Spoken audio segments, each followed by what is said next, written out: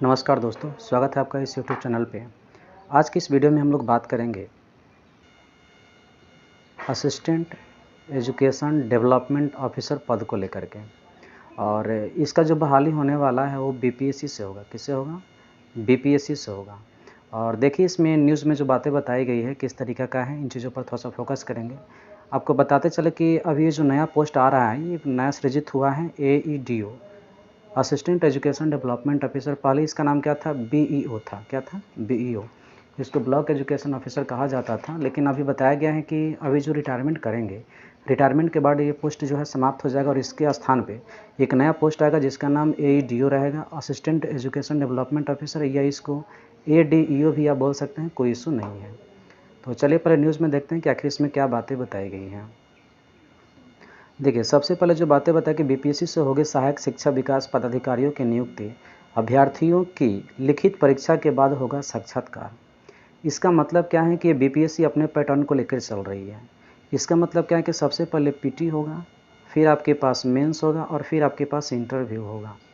हाँ, हम ये कह सकते हैं कि जो बीपीएससी प्रशासनिक एडमिनिस्ट्रेशन का जो एग्ज़ाम लेती है, सीसीई का या ट्रिपल सी आप बोल सकते हैं, ठीक है, उसके बेसिस पे थोड़ा सा लो रहेगा, लेकिन उसके लेवल का ही रहेगा। आप इतना मान करके चलें कि आप यदि बीपीएससी फाइनल प्रशासनिक अधिकारी की तैयारी कर रहे हैं तो ही आपका ये हो पाएगा, अदरवाइज़ नहीं हो पाएगा। आगे यदि हम बात करते हैं कि इसमें क्या बातें बताई गई है, तो थोड़ा सा हम न्यूज़ को समझ लेते हैं और उसके बाद आगे बढ़ते हैं। हम इसी के अकॉर्डिंग टू आगे बताएंगे आपको क्या क्या है। पूरा सिलेबस को हम मेंशन करेंगे, ध्यान दीजिए। पूरा हम लोग सिलेबस को देखेंगे, कैसे इसका सिलेक्शन होगा, कब एग्ज़ाम इसका हो सकता है, इस पर भी हम लोग डिस्कस करेंगे, ध्यान दीजिए।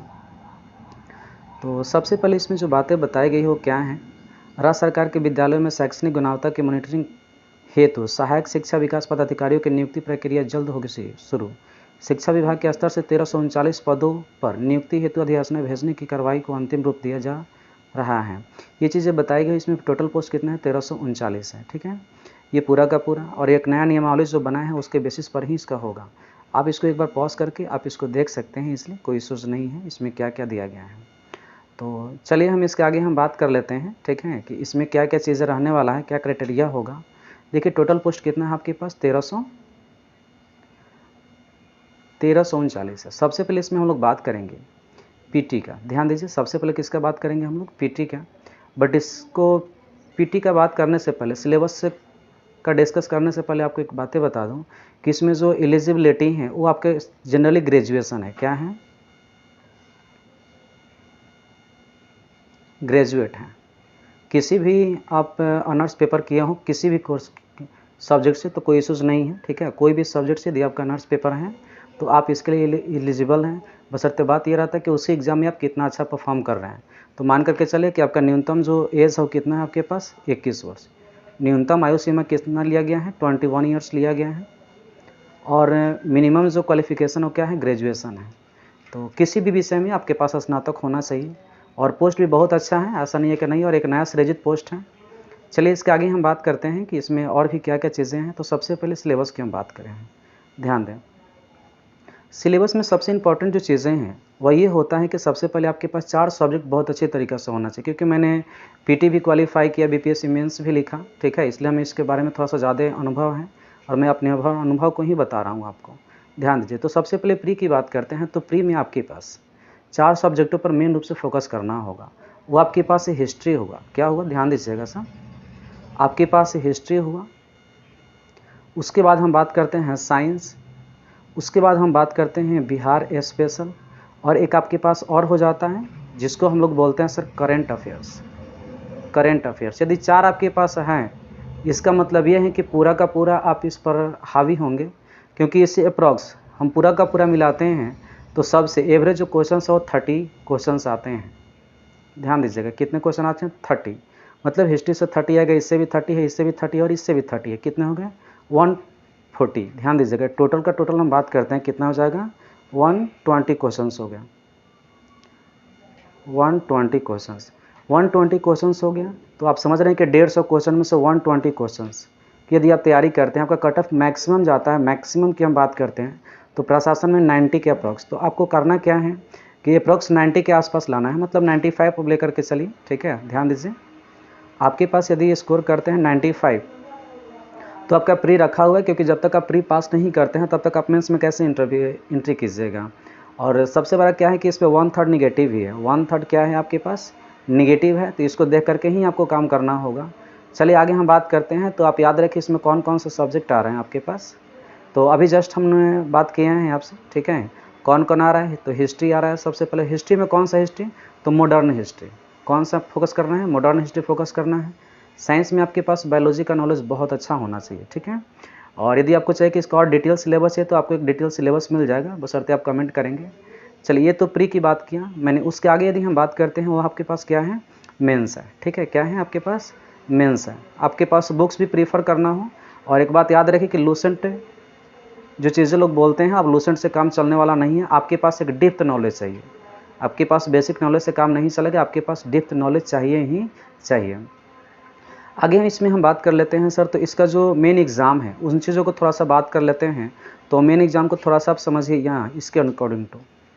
देखिए आपके पास क्या है, सबसे पहले सामान्य हिंदी की हम बात करते हैं। ये क्वालिफाइंग पेपर होता है, ठीक है। क्या होता है, क्वालिफाइंग पेपर, जो 100 नंबर का होता है, 3 घंटे का होगा।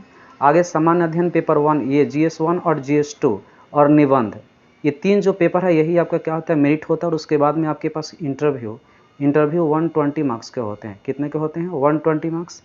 वैकल्पिक ये भी होता है जो आपके पास ऑप्शनल पेपर होता है, जो आप क्वालिफाइंग पेपर बन चुका है। तो ये इसका मेंस सिलेबस होता है, जो मेंस का होता है। इसमें भी सिलेक्टेड पढ़ना होता है। ऐसा नहीं है कि हम कुछ भी पढ़ेंगे, कहीं से पढ़ेंगे, ऐसा कुछ नहीं है। इसका भी सिलेक्टेड है और ये सबसे ईजी होता है निकालना, क्योंकि एज ए डायरेक्ट जो होता है कि पूरी तरीक़े से पूछ लिया जाता है, जो बोलता है वही पूछता है। देखिए आगे क्या है, तो इसमें थोड़ा सा हम डिटेल करते हैं सर। तो क्या है आपके पास, मुख्य परीक्षा में सामान्य हिंदी से क्या क्या चीज़ें बातें बताई गई वो चीज़ हैं आपके पास, ठीक है। एक बार आप इसको पॉज करके देखें। आगे है सामान्य अध्ययन पेपर 1 की हम बात करते हैं। इसको थोड़ा सा हम डिटेल करेंगे, ध्यान दीजिएगा। देखिए भारत का आधुनिक इतिहास और भारतीय संस्कृति, लेकिन याद रखिए जो भी आप आंसर कर रहे हो बिहार के प्रोस्पेक्टस से होना चाहिए, ठीक है ना। यदि इसके रिस्पेक्टली नहीं होता है तो ये परफेक्ट नहीं हो पाएगा आपका आंसर, क्योंकि बिहार का स्पेसिफिक एग्जाम होता है, PCS एग्जाम है। करंट अफेयर्स हो गया और एक DI होता है सर। क्या होता है आपके पास, DI 72 मार्क्स के होते हैं, आप याद रखिए। और ये ईजी होता है, मैथमेटिकल बेस्ड होता है। जो आप स्टैटिक्स 10th क्लास में पढ़ते हैं वही स्टैटिक्स है, स्टैटिक्स जिसको डाटा हैंडलिंग भी हम लोग बोलते हैं, ठीक है। देखिए इसके आगे क्या बातें हैं। सामान्य अध्ययन पेपर 2 मतलब इसमें पॉलिटी रहेगा आपके पास। क्या रहेगा, पॉलिटी रहेगा आपके पास। उसके बाद में इकोनॉमी और ज्योग्राफी हो जाता है, और उसके बाद में साइंस टेक हो जाता है। मतलब कि GS पेपर 2 में जिसका प्लस पॉइंट हुआ उसका मेरिट तय है। तो मेन क्या है आपके पास, GS पेपर 2 है। और उसके बाद में आपके पास एसए हो गया। एसए जो UPSC की तरह है, UPSC की तरह, बट इसमें उतना लेवल का ऐसे नहीं पूछा जाएगा, क्योंकि ये ब्लॉक एजुकेशन ऑफिसर का, जनरली आपको इंस्पेक्शन ही करना है स्कूल का, और इसमें ज़्यादा कुछ खास है नहीं। आगे देखिए क्या है। और उसके बाद में एक ऑप्शनल पेपर होता है, तो जो आप पहले से तैयारी करें, जो स्ट्रॉन्ग सब्जेक्ट हैं वो आपके पास होगा ही होगा।